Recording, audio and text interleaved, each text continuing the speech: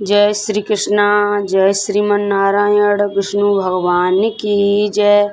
मेरे भक्ति सागर 1260 राधे चैनल में आप सभी भक्तों का स्वागत है। वैशाख मास की व्रत कथा बंदरिया की, इसे पूरा सुनना भक्त, ज़्यादा से ज़्यादा शेयर करना। जय श्री कृष्णा। जय श्रीमन नारायण। आप सभी भक्तों पर विष्णु भगवान की कृपा बनी रहे।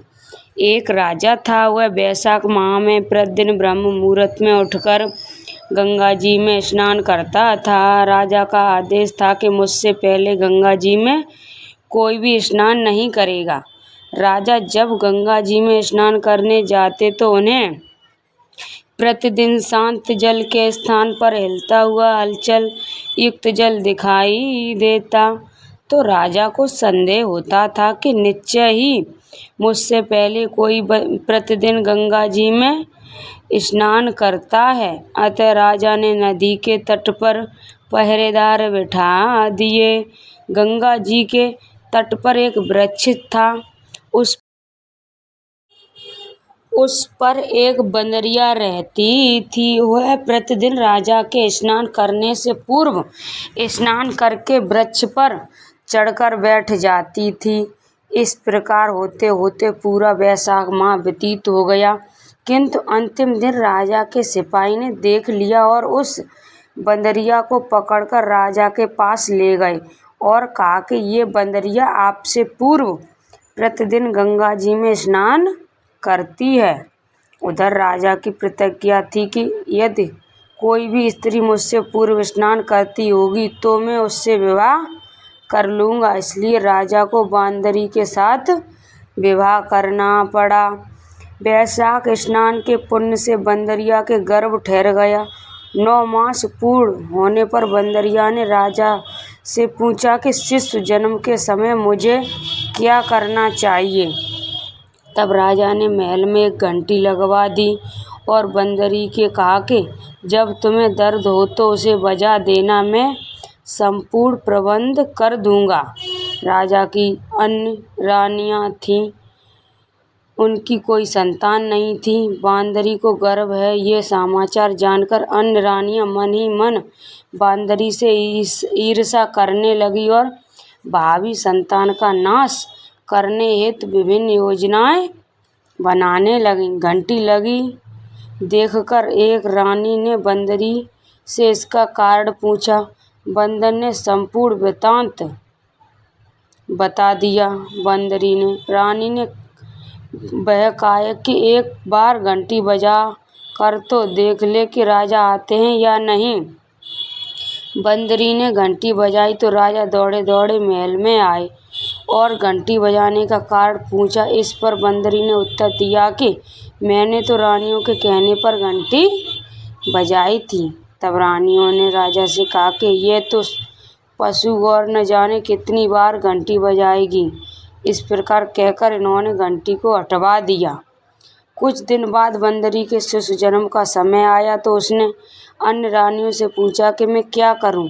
तब रानी ने कहा कि तुम आंखों पर पट्टी बांधकर सो जाओ। बंदरी ने वैशाख माह के स्नान के पुण्य प्रताप से सुंदर पुत्र हुआ। एक सुंदर पुत्र हुआ।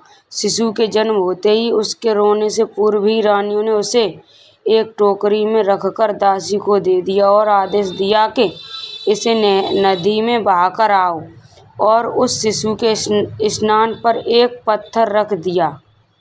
स्थान पर राजा को भी हलवा दिया कि बंदरी ने एक पत्थर को जन्म दिया है। राजा ने सुना तो उन्होंने भी संतोष कर लिया कि जब दूसरी रानियों ने संतान नहीं है तो ये बंदरी है, इसके क्या संतान होगी।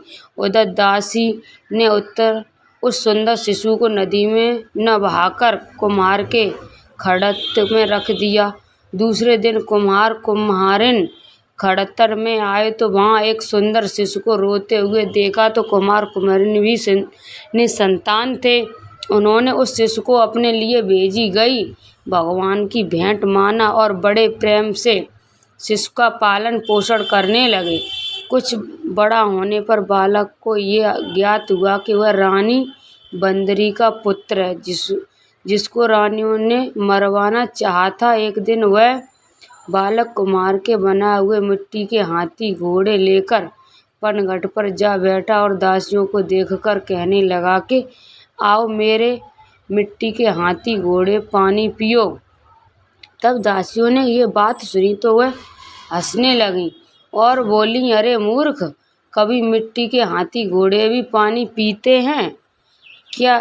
इस पर उस बालक ने कहा कि कभी बंदरी के भी पत्थर जन्म लेता है क्या? उस बालक की ये बात दासियों ने जाकर महल में कही।